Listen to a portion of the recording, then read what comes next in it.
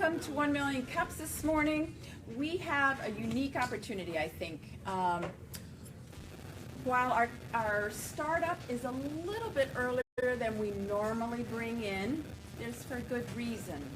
One of our community members, Bob, heeded the call and took us seriously when we said, help us recruit companies. So he did, sitting on an airplane, traveling across the country.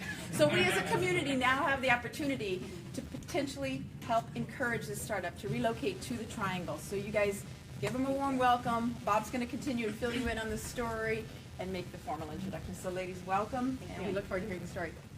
Bob? So, you know, one of the reasons why everybody comes here to the Frontier, oh, sorry.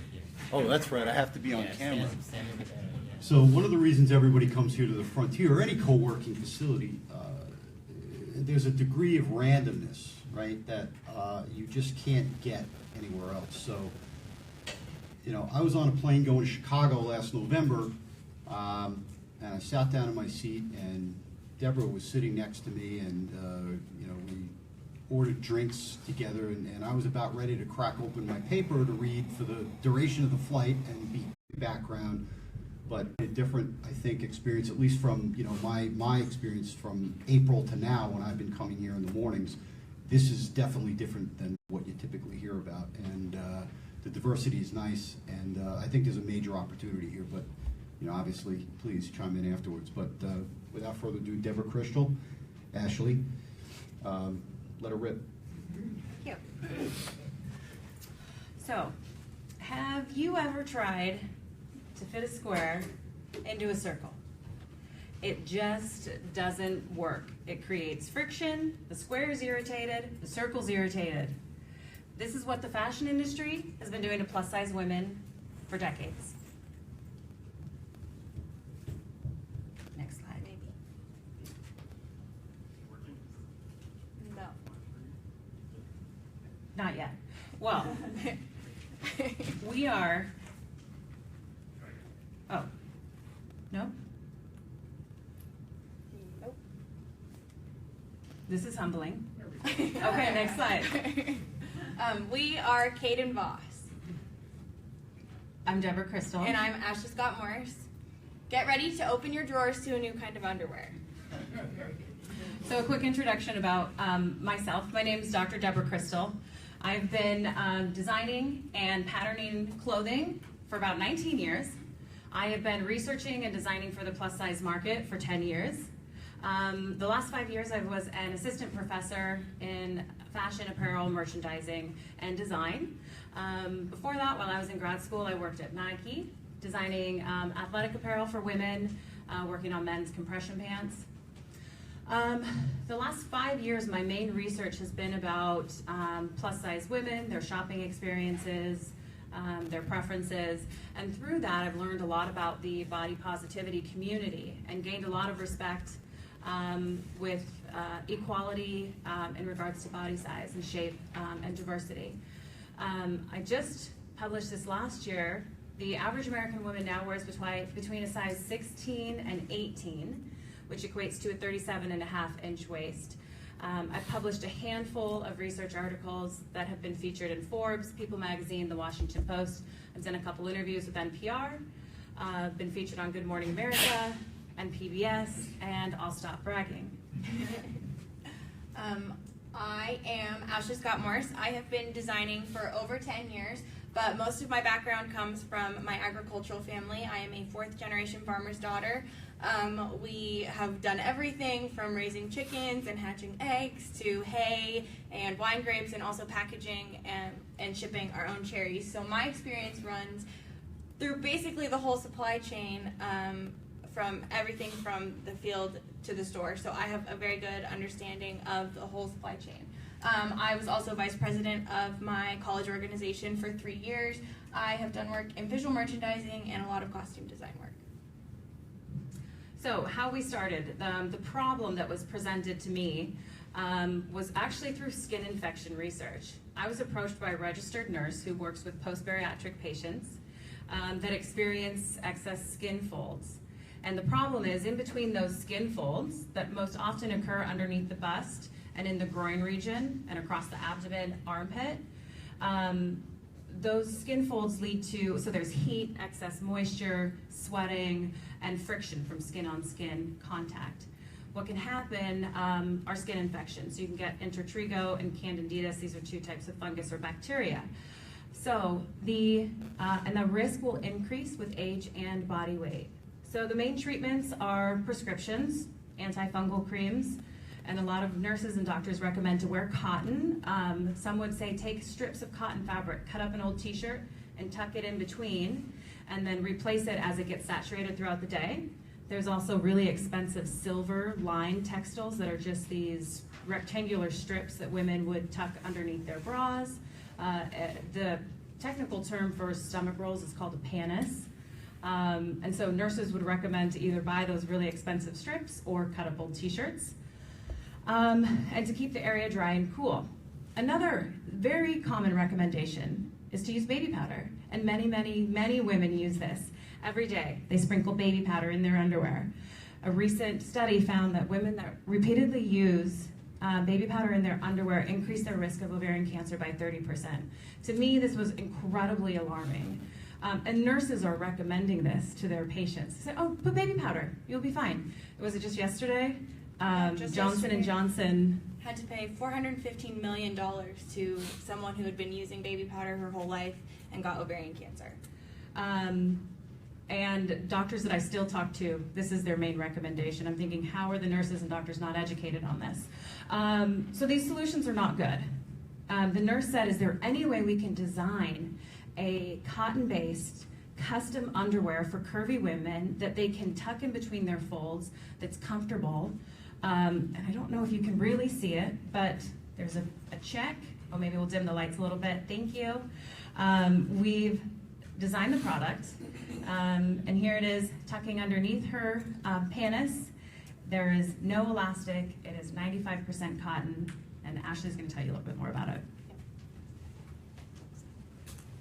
So our product utilizes a 3D design method on the obese, curvy landscape. This is very different from a typical design approach because usually it's taken from a 2D flat design approach, and that works for very thin women, but it is not an effective design option for a curvy landscape. And so our underwear creates a dry, cool, low friction, natural fiber-based barrier between the skin that prevents ITD instead of these costly treatments. This product also saves our wearer time and money on all of the products that she doesn't have to buy to prevent these infections. It increases physical comfort, psychological comfort, and decreases odor, which increases these women's confidence. And this product is 95% cotton, sustainable, and provides an alternative to using cancer-causing powders, disposable pads, and or expensive textile strips. So a little bit deeper dive into the problem here. So we're thinking, awesome, we have this product, and actually wear tested it on about 20 obese women, and their infections over a 4-month period reduced by 70%. So we know that the product works. The textile was custom designed with Cotton Incorporated, and they've agreed to exclusively license that to us. So we get to use the seal of cotton on our garments, which we're very excited about. So we know we have this project, and we're going into the fashion industry. And there seems to be a lot of dissatisfaction in the fashion industry. It's one of the few industries where it seems like all stakeholders are losing. Shareholders are losing money. I mean, Victoria's Secret, Gap, they're losing money. Even Nike's losing money. They tried to do plus size and they have not been successful. Consumers are not happy. Clothing, 97% of our clothing is being manufactured overseas. So hundreds of thousands of millions of jobs have been taken away from Americans. 80% of our clothing is synthetic, meaning it is polyester, which means it's plastic. So if you look at the tag in your clothes and it says polyester, it's typically made from a plastic. And if you think about wearing plastic, that keeps heat in. And the skin, which is the largest organ on the body, is designed to release toxins. But if you cover anything with plastic, your skin's not allowed to do its natural job. So the skin actually reabsorbs your toxins. And if you think about having the extra skin rolls, that makes it twice as hard to keep your skin clean. So there's just a lot of problems happening in the fashion industry. Ashley, can you think of anything else that I missed? Well, there's a huge executive turnover rate because the people working for these companies aren't being successful, so they don't want to stay there. Retail staff are miserable all the time. If you ask sales staff, they're not knowledgeable about what they're doing, they don't believe in their products, and they don't want to sell them. They're doing it as a need basis. And we can fix that. We can. Yeah, the current model in the fashion industry is not working. And also, plus-size consumers or the curvy market is largely ignored. And if a company does address them, they're pretty marginalized. They're almost always segregated into different shopping sections. So if you go to a website and you're plus size, you don't just see your clothing on the front. You have to go to a separate section. And I've interviewed thousands of plus-size women, and this is their number one complaint, is I feel segregated, I feel marginalized, and the sizing is so confusing. So our plus-size consumers are in a bad mood.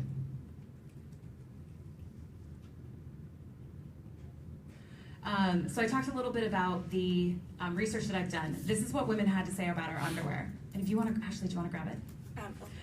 They say, love the fit, love the materials. I think my rash would be much worse. These have really made a difference. Thank you. Love the underwear, very comfortable. If these were on the market, I would for sure purchase them. They clean very well and seem to hold up after multiple washes and drying. I love this one. I now have perfect skin, no redness at all. Unless you have had these issues, you can never imagine how the pain of the irritation is. I've still been pain-free, thank God.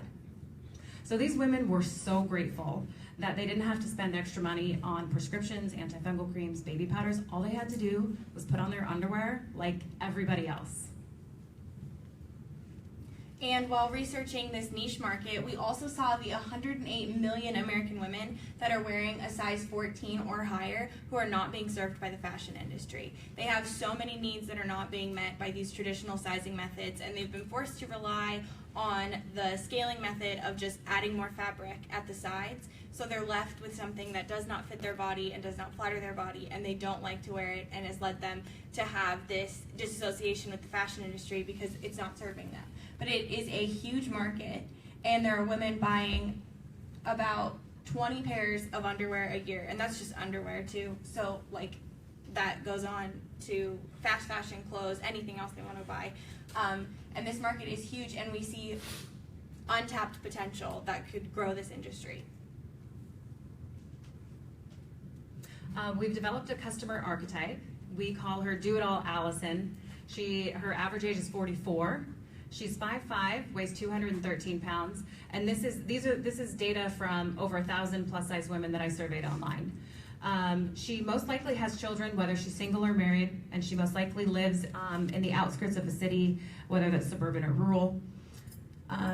She values sincerity, authenticity, independence, diversity, personalization. She's motivated by self-exploration. She's grounded in feelings, creativity, altruism, fun, and enjoyment. Here are the sample sizes. So the majority of our group was in Gen X, but it extended into our baby boomers.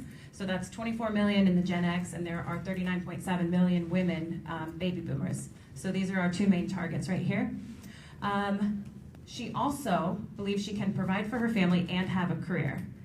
This woman is most likely in a sandwich generation, meaning she's caring for her parents as well as her children. So she is taking care of kids, she's got a full-time career, she's taking care of her parents, she's taking care of a household.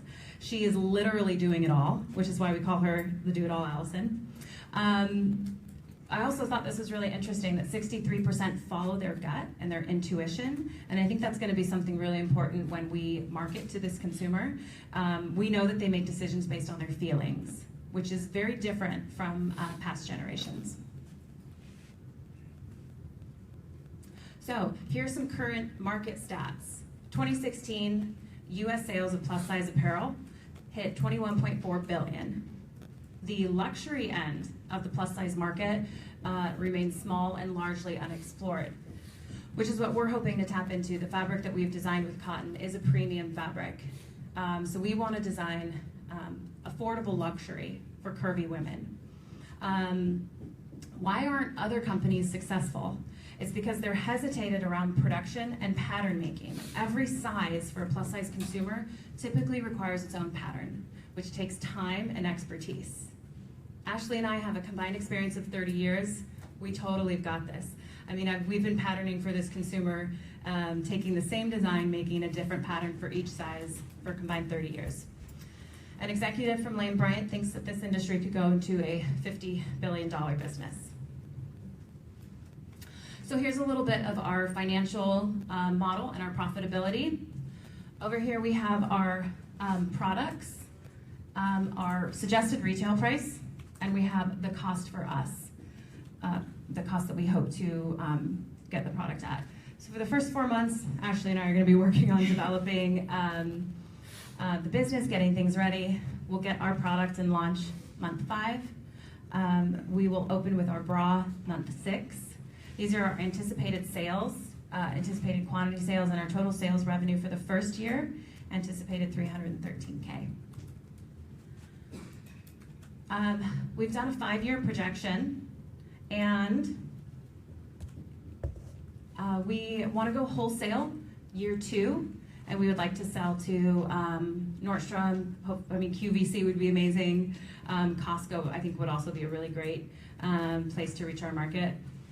But after 5 years, including your operating expenses, we should have a cumulative net income of 1.17 or 1.1 million. So as far as our goals go, for 2017, by September, we want to have our logo and branding designs completed. By October, have some samples and our grading sizes completed. In November, we want to market test each of our styles and wear test them with actual curvy plus size women so that we can get accurate feedback on our designs.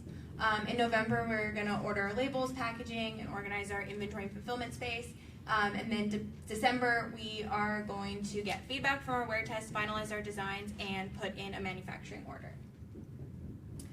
And then in June 2018, once we've got all of our manufactured orders, we're going to send samples to influencers like bloggers, celebrities, and people who have a lot of reach. And then by July of 2018, we're going to launch our first products and launch a bra collection and expand our underwear colors and options in December 2018. In June 2019, we'd like to offer a product wholesale. And then November 2019, we're going to launch our women's apparel line and expand out towards actual clothing. So now we want to open it up to all of you. These are some of our current challenges and questions that we want to just get your opinions on. Is our timeline maybe too aggressive? Do we have any IP to protect? And if yes, how? I've talked to a lot of people in the fashion industry, and it's very, very difficult to get a design patent for a garment. If there's a utility to it, you can do that, but we don't own the IP of the fabric. We're licensing that from Cotton Incorporated, so we don't own that technology. Sourcing U.S. manufacturers, we need to source a fabric mill to have our fabric made, and then a cut and sew facility to actually put our garments together. And developing relationships from scratch. I've been in academia for the last 5 years. Ashley's been recently graduated, but working on her family farm. How do we connect with influencers and celebrities? I know we can send them messages on Instagram or Twitter, but that doesn't mean they're gonna get back to us. Our marketing plan probably needs more detailed analytics and a strategy. And we've gotten some conflicting advice. Do we raise $1 million in seed funding, or do we do self-fund loans or do some crowdfunding? We need to decide on operating location and talent recruitment. Ashley and I are both from Washington State, or we're trying to decide, do we set up in Washington State that has a couple cut and sew facilities, or do we relocate to North Carolina where there are several mills and several cut and sew facilities? And what can we name the textile product? Cotton Incorporated said, name it whatever you want. It's your design, it's your fabric. So Nike has their Dry Fit, Adidas has their Cool Max, Kade Vos has our, we don't know yet. So we'll open it up to questions or comments. I'll steal the mic so that the guys. Oh, okay, yeah, great, Ashley and I can share. And then I'll walk around with the mic. Thank you. Make it easy. All right, so I always have marketing glasses on, so please know that when I'm starting with it, is that everybody starts their marketing too late. Okay. in their process. So you're already talking about what's the name of your textile product, that's marketing. Your logo, you don't have one, we didn't even have the ability to put one up for the presentation at the moment. That's too late. As you're going through and the marketing plans and the pieces that you're doing there, that making that as much of a priority as all the pieces you're doing, one of the things you're gonna have to do is you're gonna have to teach people how to buy your product correctly. That's marketing. So if you have 30 different patterns that you're using, each one of those patterns has to be called something or measured in some way. It has to be taught to people on how to buy the correct pattern for who they are. They may know what it is, but you need to really point them in that direction. Thank you.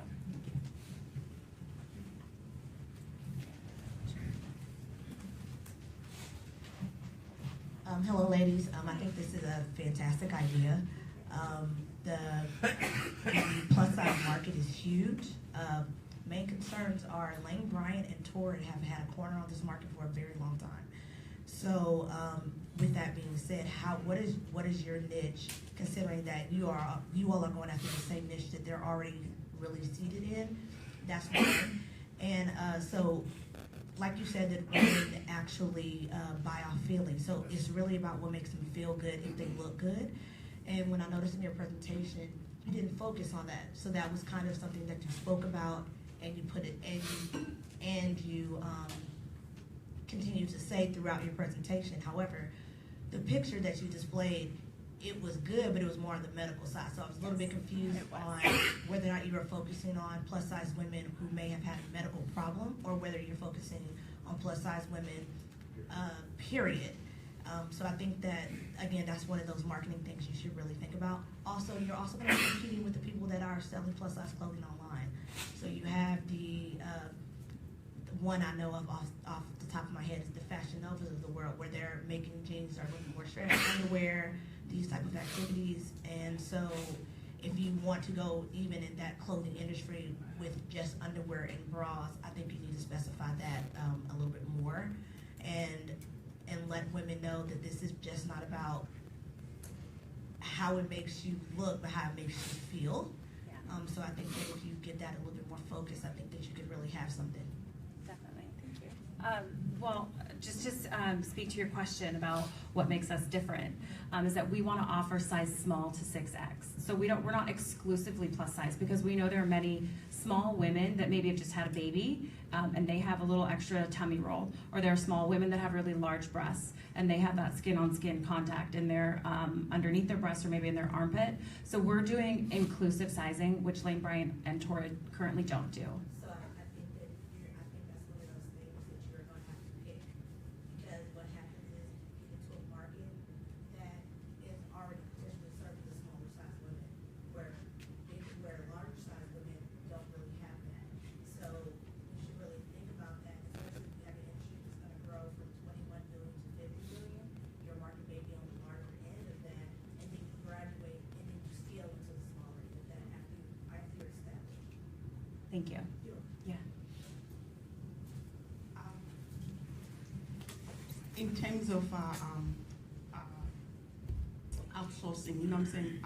I would recommend outsourcing as your first number one, because it costs you money to start up manufacturing, equipment and everything. By the time you realize it, you run out of money. I would recommend outsourcing. And when it comes to North Carolina, if you look at High Point and Winston-Salem, Haynes, and some other textile, those are the places for textile for manufacturing. I noticed you said it was $4.50 to do. It cost you $4.50 to manufacture. Have you done? Is that outsourcing, or you guys? Can you break it down? Because you didn't break it down very well for us. Sure. That would be the cost of fabric and cut and sew made in America, not including shipping. So there are more costs to it. So you might want to look at the bank model again, and look at that bank model. You need to sit down and figure out before you move forward, because you have to have that. You know what I'm saying? Right. And you compare the pricing, because underwear for women, some women some big women, I know they don't understand. I mean, they do spend that kind of money too, but you all have to figure out revise your bank model. You have to put everything in it before you even, when you say cost, the labor, if you're going to go outsource or you're going to manufacture, it has to be in there. Okay, thank you.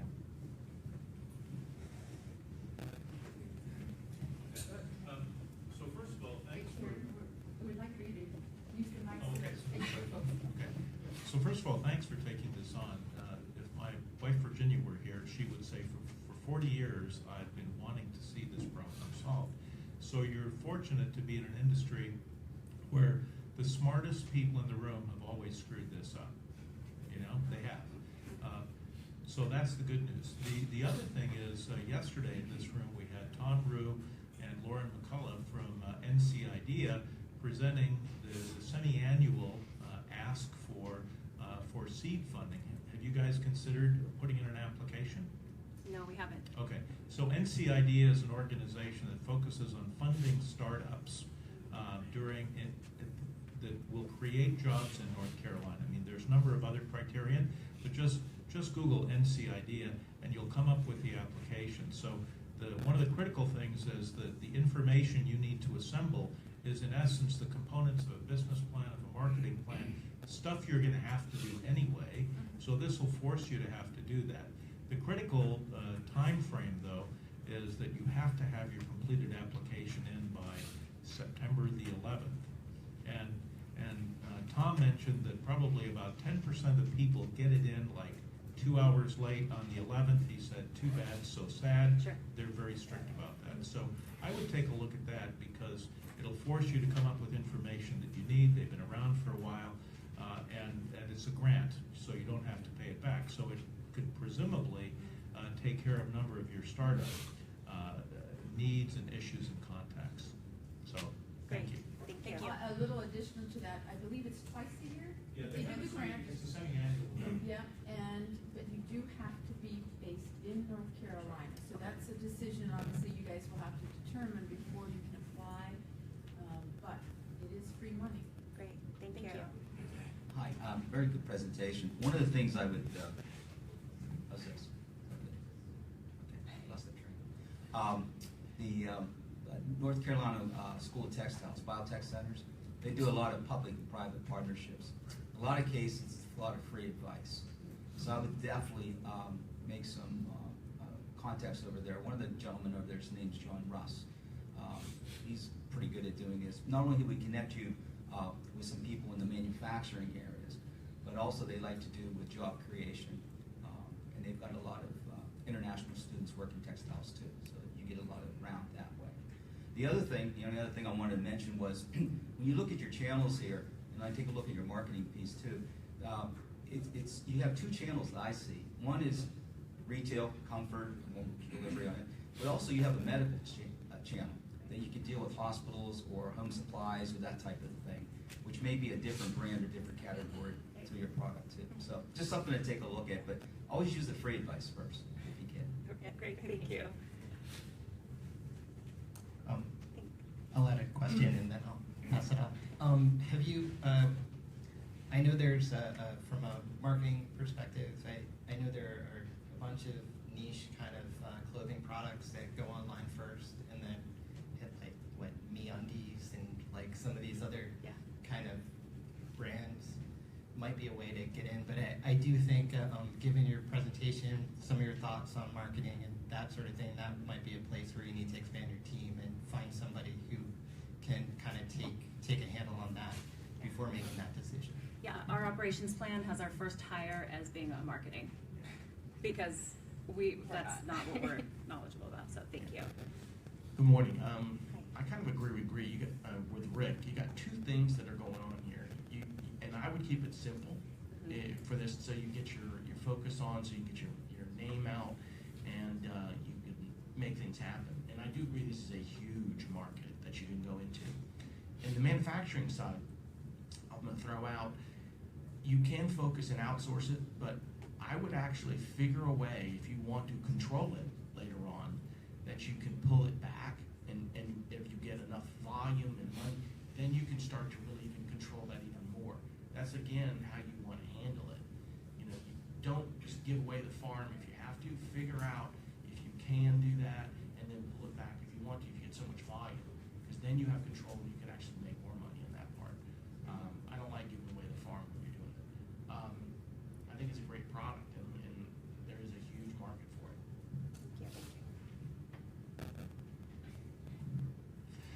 So first of all, how many times have you given this presentation? This is our first time. I wondered, awesome job, really. Thank It takes you. a lot of courage to get up there and speak to a group that you have no idea in a foreign state and talk about, I mean, you make yourself pretty vulnerable talking about your own ideas and dreams. That's good for you. We're gutsy. Couple of quick questions. So you're going to have just an unbelievable amount of questions. This slide that you have is probably just the tip of the iceberg. Have you created or thought about creating some sort of an advisory group or board or just individuals you trust that have expertise in these various areas like marketing? We do have a couple, we have a handful of mentors that have been working with us, and they've been helping us develop like our financials and stuff, but I do think we definitely need someone who really knows about marketing, to help push us along, because like we said, that's not our area of expertise. Yeah. And so I applaud you for looking that direction. One group that I'm familiar with, and I know that there's others that people in this room would have some familiarity with too. One group I'm familiar with is called SCORE, and they have individuals that are retired from various industries and disciplines. It's free advice, to Rick's point, and they set you up. You can meet with them as often as you need to, and they're generally found in most locales, larger locales around the nation. So you can look them up online. So I'll just stop with that. And there's a lot of those located in like community colleges as well. Look, like they're everywhere. Sports, small town in front of Colorado have them. Oh, great, awesome. That's a really great idea. Thank you. It's part of the Small Business Administration. Okay. Yeah, Federal program. we've been working with them in Washington. Yeah. Ladies, I just want to address something about, can you hear me? About what I was saying about contract manufacturing. I'm talking from experience. I invested on manufacturing. By the time we realized it was the biggest mistake, you know what I'm saying? And when it's not always been raining, you know what I'm saying? Sometimes contract manufacturing, even you look at some of these big brands, most of them use contract manufacturing. You know exactly how much you need and all that stuff. And I'm not talking from something that I'm just making it up. But contract manufacturing, if you look at Nike, some of these companies, look at Paul Mitchell. Paul Mitchell is never owned a manufacturer. They use contract manufacturing, and most of the time it's not raining all the time. I'll recommend, contract manufacturing than manufacturing, because by the time you realize you spend to buy the equipment, it will cost you like maybe $5 million, and you haven't even started. And you know you have all these employees sitting in your manufacturing, and guess what? It's not raining all the time. We're talking from experience, you know what I'm saying? So that I'm not talking from point of mind, but I'll recommend you. There's so many contract manufacturers who will do that for you. Thank you. That's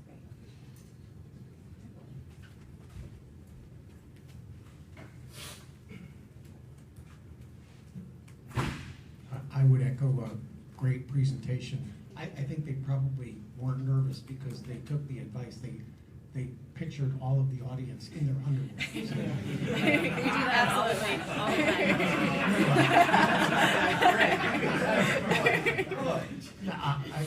time. The thing that the only I'm hesitant to offer any advice because I think you've got great advice already. If I start with the premise that you've got a great idea, which I think you do. The two things that strike me as from a business perspective is, one, how do you get that great idea out? And that's the marketing piece that you've already gotten some of. Along those lines, I think I would just say, I like words like curvy, I think you use, versus obese. Oh, yeah. Even though it's true, it may or may not be true, you probably don't want to ever say that. Right, cool.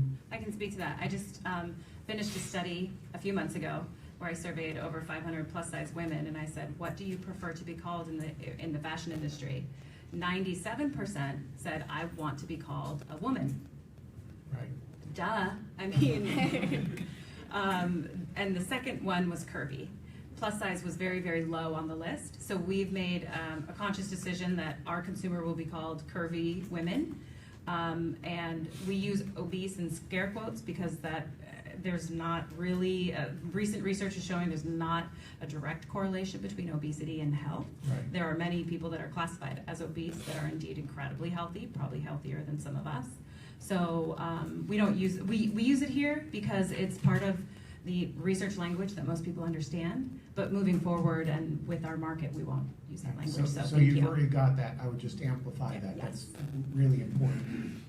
Along those lines, one of the items that you've got on your chart here, crowdfunding, that might be a really good thing for two reasons. Obviously, to generate the investment that you need, but it's also a pretty good, get the word out kind of thing, which is a terrific, kill two birds with one stone. I said two things. The second thing is, even once you get the word out, then the challenge you have is, when will the word actually start to get traction? And so when I looked at your pro forma, it was really typical, gradual growth and all that. My suspicion is that what you're really going to experience is very rapid growth. The question is when. You don't know when it'll actually grab that traction. Right. And so some of your modeling, you might want to do some analysis of, if it takes off early, how do you address some of the operational problems versus if it takes more like a year and a half or 2 years before you really score big, then because there's a whole set of different challenges financially and operationally that you'll have to work through either way. That's a great point. Thank you. Yeah, I found probably for a couple more questions. Hi, it's me again. You made a comment about halfway through, and I jotted it down. Let's see, change the fashion industry model. Mm-hmm. Tell us more about that. I didn't leave the presentation knowing how that was going to happen. Okay. So we've been looking at some research about empathy-based companies. So that's like Patagonia, Nordstrom, Costco. They are very successful, and they have one of the highest operating costs compared to all of the other companies. Meaning they pay their employees well, they give their employees good benefits, they support local economies, they have very big philanthropy divisions, and they are, as much as they can, made in the USA. So those are things that we really want to do. But the majority of fashion companies are not structured that way. They are, how can we get this product for the cheapest price at any cost possible, meaning at the quality and health of human life. So I'm going to take your job away and manufacture overseas because I care more about money. And for me and Ashley, that's not where it's at. We would rather have a slightly smaller profit margin and provide quality of life for our consumers and people in our country. So that's what it means. And I think that that's pretty big. That's where the market's heading, is that people want to buy into Starbucks because Starbucks gives its employees benefits and it hires veterans and it has all of these social pluses and I think there's so many companies today that you can get how do you choose? And I think people are making choices based on good social programs. Like Tom's. Like Tom's. Tom's You shoes. feel good Yeah. when you buy Tom's because you're helping someone else. And I think people are buying into that more than they are just like fast fashion, give it to me now. Buying a piece of the mission. Yes. Yeah. Well, and you as the daughter of a farmer. Yeah, and as the daughter of a farmer, I've seen the way that my grandfather built his company, and it's on treating people well. And he pays a fair wage, and he pays more than the other companies, and people come back to work for him year after year after year because he provides something valuable, and that's what we want to do. Is underwear a start, or is it what you plan to focus on? I think for us, underwear is just the start. Our thing we're going with is we want to build from the foundation up. We want to start with bras and underwear in these foundation garments, and then help build and better people's lives around those things. We want to do clothes. We want to eventually go into men's, children's, like dress your whole family, and then linens, home goods, anything that, I mean, anything you are touching like with fabric is being absorbed into your skin, and so we want to help people have the best quality items that they can surrounding them. Well, and especially women that are going through menopause. I mean, that's really our target market is the 44 or 35 and above. Research shows that if you wear cotton jammies and you sleep in cotton sheets, you actually have a better night's sleep. So that's why we want to provide, we're going to start with the underwear and then build from there, and just educate the consumer about the benefits of using natural fibers. And So again, sorry for me again as well. That's great. So I felt the material. It feels really, really good. Isn't it amazing? Yeah, it feels really, really good. So that leads me to think that you need to emphasize that more. And so with the empathy companies, so the good thing about empathy companies is that they understand their product because they understand their consumer base, and they can have those, they can talk about those things more in depth because their price points are going to be higher. Mm-hmm. So when a price point is higher, like a Patagonia, it gives them space to do a lot of different things. But I think you all should be emphasizing is comfort, feel, and I think you need to go back probably to the drawing board and think about style. People want things to look good. Remember, if it looks good, if people feel good and they feel like they look good, they're more apt to buy. So I think you need to appeal on the side of women about looking and feeling good. Everything else, as far as just the social responsibility of your company, is going to fall into place once you realize who that target market is and what they're willing to spend for underwear that does something that is a little bit different than the bigger heavy hitters that are in the market already. Right. Well, and when you hold up that underwear, it might not look good flat as a two-dimensional object, but when you put it on a body shape, it looks really good. So I think you're right. We want to have our products on every different size and as many different shapes as possible, to just reflect how garments will look across the board. Right. This is the last question. Okay. I'm just have a statement. It's interesting you're saying about the farm part. I live next to a farmer, and he had a little symbol. He had a little symbol about food. Farmers feed the nation. I actually think you really need to hone maybe into that, because you kind of spurred me as part of that thinking with the change. Use that as part of your marketing, somehow showing how you're going to change, kind of in that philosophy of the food part, where you feed. Maybe it's helping or cure, I don't know. Come up from that angle, because it's powerful in doing that, so that you're showing that you're natural, all that stuff, and you're feeding or somehow, that type of a scenario for the market. And I kind of agree with her, use your quality and all that stuff as that product, that's your marketing. Again, that's another positive thing that's in there. Thank you. Thank you. Thank you very much for coming. Thank you.